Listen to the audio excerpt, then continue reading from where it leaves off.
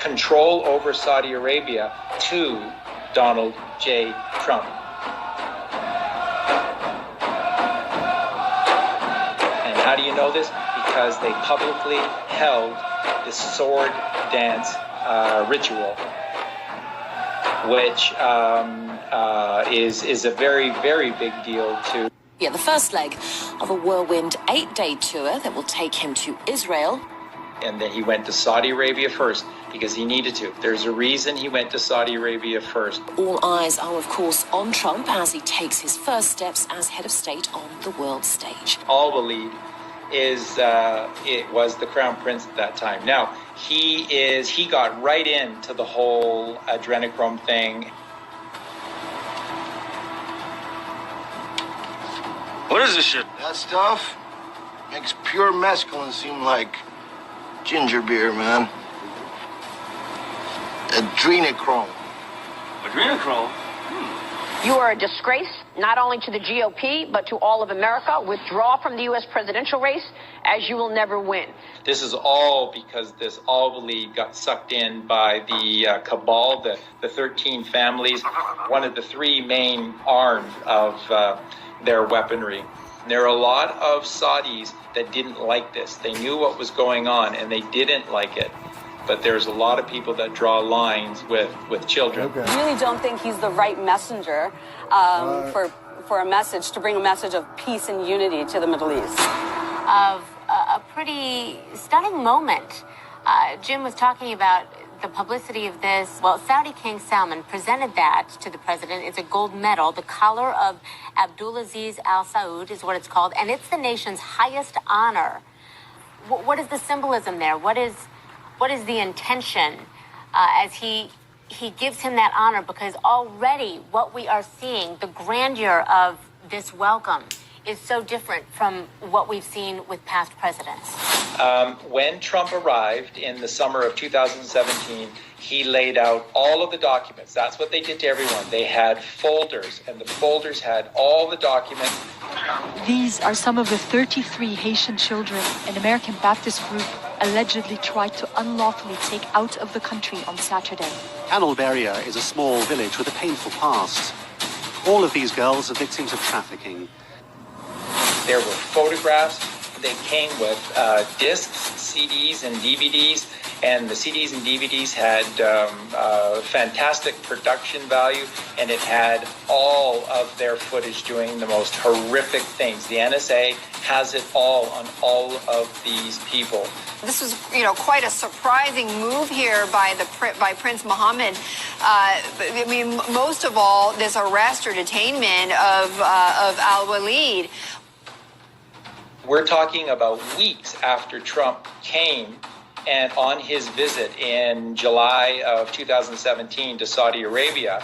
After Trump left, that's when the arrests happened. Early in November, something happened that many Saudis would have thought unimaginable. From their homes across the country, dozens of the kingdom's richest men, including members of the royal family, were swept up and detained in the gilded cage of Riyadh's Ritz-Carlton Hotel. Well, his get-out-of-jail card is probably the priciest of them all. They're currently asking for around $6 billion from him out of an $18.7 billion net worth. So that's a tall price. He apparently is resisting that kind of a fine. But Al-Walid is the one that sort of handpicked Barack Obama as somebody that they could work with. Faith has always been a guiding force in our... Nearly 20% of Americans think President Barack Obama is a Muslim. This, according to a recent poll by the Pew Research Center. About 1/5 of Americans are not willing to even accept a man at his word when he says, I'm a Christian. You are absolutely right that John McCain has not talked about my Muslim faith. And you're absolutely right that has not come my Christian faith. It was this Crown Prince Al-Walid of Saudi Arabia that decided to make Obama the one that they were going to turn into this linchpin of U.S. presidents. I, Barack Hussein Obama, do solemnly swear, to the best of my ability, preserve, protect, and defend the Constitution of the United States. So help you God? So help me God. Congratulations, Mr. President. And Al-Walid was arrested, taken down, and in his place was bin Salman. And bin Salman is somebody who was not okay with what Al-Walid was doing. Now, this is absolutely the truth. What happened the second day? The second day, the Crown Prince and the King both submitted publicly control over Saudi Arabia to Donald J. Trump. And how do you know this? Because they publicly held this sword dance ritual, which is a very, very big deal to the Muslim culture. And only the king holds the sword, who's at the very center, at the top of the podium, and who everyone else is around in support of Donald Trump is holding the sword. This is Saudi Arabia publicly capitulating, and in one of the photos that we have, it shows the Saudi king, and he looks like he's about to die. He's in so much pain at what's going on here. They just handed over the keys to Saudi Arabia to Donald J. Trump. So what is important to note is that where Trump went next, he went with Saudi as part of his team. So you need to understand, it's not just that he didn't go there and take them down and that they're never going to do it. No, they're now working for him.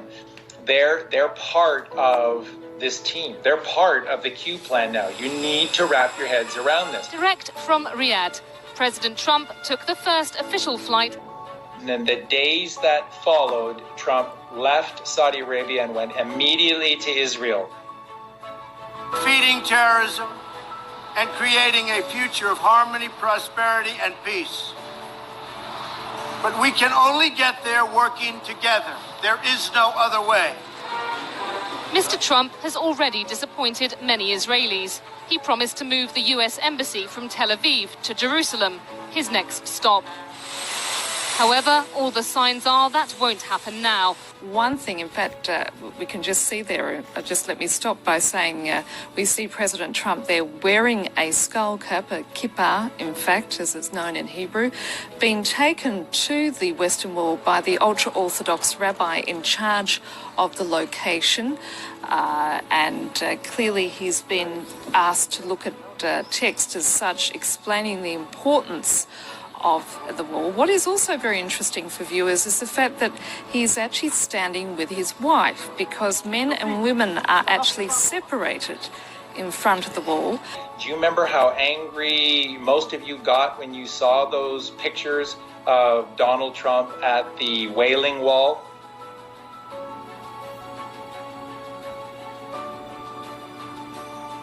He's not a puppet for the Zionists. There are no Zionists. Remember, folks, there's just the Phoenicians. There's just those 13 families, and they're very smart, and they're very good.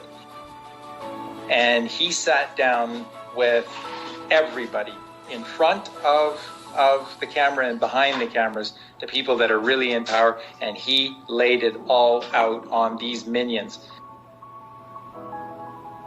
They were balking at him, even though he showed that the Saudis had signed over, and the Israelis were balking at Trump and were not prepared to sign over. And that's why Trump stayed an extra day.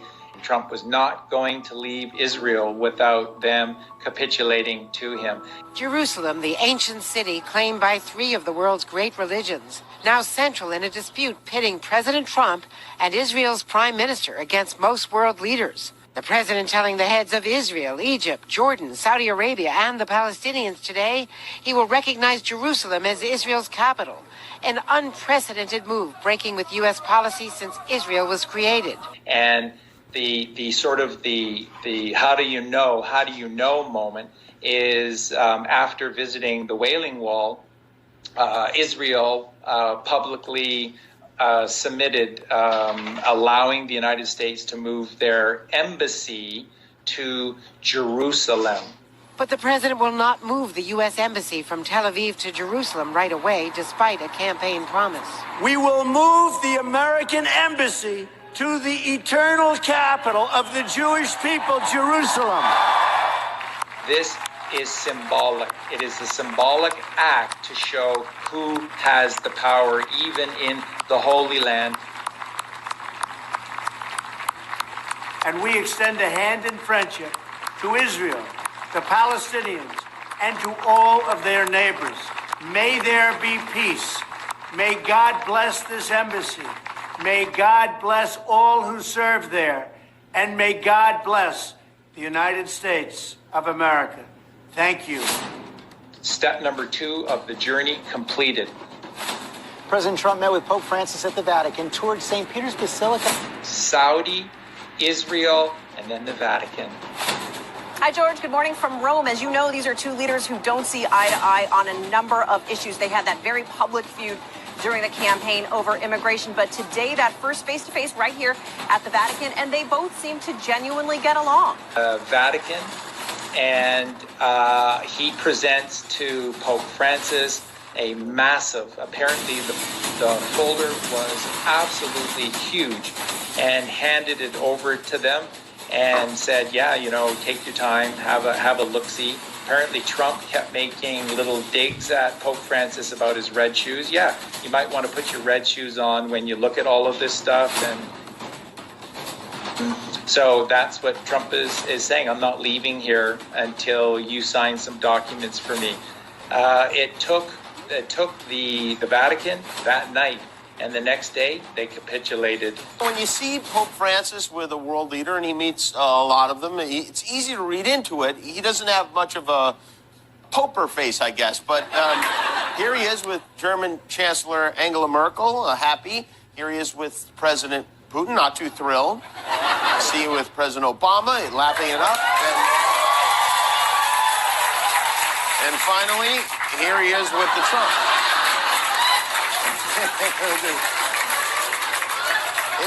It looks less like a meeting, more like the Trump family passed away and they don't know it yet. Donald Trump has a look on his face that is a mixture of victory, joy, and mischievousness. And the two men who so publicly clashed, today ending their meeting in a handshake. Yeah, so there were no cameras inside for the meeting between the president and the Pope, but we are hearing a little bit about what they discussed. They talked about the situation in the Middle East. They talked about the protection of Christian communities around the world. A number of international affairs issues talked about here today. And they symbolically signed off. Now, what did the Vatican have to do to sign off? You see, the Fed is controlled by a certain group within the Catholic Church. Who went forth and spread the teachings of Christianity? The Jesuits. When is a central bank not a central bank? When is a private bank public and a public bank private? Sound mysterious and full of secrets? Well, that's the Vatican Bank. Is in 1929, they hit a deal with Mussolini, the head of the fascist state. He recognized them as a real country, that little piece of land, and in return gave them about $1 billion in today's money, compensating them for the loss of the Papal States. They said, what do we do with $1 billion? We're clerics, not financiers. They hired a guy who was a brilliant financial whiz, Bernardino Nogaro. He came in. He understood arbitrage, he understood offshore banking, he understood how to move hard assets around, investments in real estate, and he started to do that. In the middle of World War II, he said to the Pope, I need a bank. It's not enough to have correspondent banks. We need to move our money off the radar so the British and Americans can't follow what we're doing, because they were playing both sides. The Americans and Brits they were investing in, and the Germans and Italians. They didn't know who would win. They wanted to make sure they were covered. And that's the birth of the Vatican Bank. They go from an institution that can't embrace capitalism to one that suddenly has its own bank in the middle of the war. They were in control of the Fed. So Trump did not leave until Pope Francis issued a papal bull announcing that by a certain date, the Vatican Bank, which was in charge of all, was the head executor, the exchequer of all of the earth-wide Federal Reserve banking systems in each country, would be handed over to one Donald J. Trump. Donald J. Trump is not, Mark, just the executor, the exchequer of the U.S. Treasury and therefore the Fed within the United States. He is the exchequer for Earth. He is the exchequer for the treasuries for every single country on Earth. That's what I told you earlier. No human being in history has ever been more powerful, owned more things, or richer than Donald Trump. And we are working on that as we speak. We have conversations with various representatives of China. I believe that will all work out very well for everybody. China, Japan, the United States, and everybody in the region. As far as the currency devaluations, I've been complaining about that for a long time. And I believe that we will all eventually, and probably very much sooner than a lot of people understand or think, we will be all at a level playing field. Because that's the only way it's fair. That's the only way that you can fairly compete in trade and other things. And we will be on that field, and we will all be working very hard to do great for our country. But it has to be fair, and we will make it fair. London was the financial arm of all of this. Washington was the military arm. Rome was the central brain, the core. They call it the spirit, but it's not. It's sort of the central brain of this unholy trinity of power. And what they did by doing this is that so Trump's thinking is like the CIA, the Rothschilds, and the financial district of the city of London is too evil. It's too far gone. Don't even want to work with them. And he's not. He circumvented them. Its patriarch during the second half of the 20th century was Sir Evelyn Rothschild, who even today is the financial advisor to Queen Elizabeth. All of their power was cut off, and they have been forced to do some really humbling things over the last 18 months in particular by POTUS. Now, when Trump left Rome, he flew directly to Brussels. A city he previously called a hellhole. Can he and NATO's European members agree on who their real enemies are? And on International Missing Children's Day, we learn what can be done to both find and prevent losing children. And you all know the two big players that are in Brussels. You have this European Parliamentary for the EU, and then you also have NATO that just happens to be in Brussels as well. They were all there, all of the political heads, along with their finance ministers, and then all of the behind-the-scenes individual players were all there for this. And Trump apparently very famously, he called everyone together for this meeting, and then he purposely came late. Well, it's difficult to predict or to interpret how they're feeling, but it's basically been a meeting, not a summit, that has been surrounded by a lot of anxiety from all in Brussels and also from European capitals. And he made them just sweat it out. He made these pieces of dung in Brussels sweat it out. So Trump makes them wait. He walks in late. He throws this big folder on the table, and he said, "We have it all. We have it all."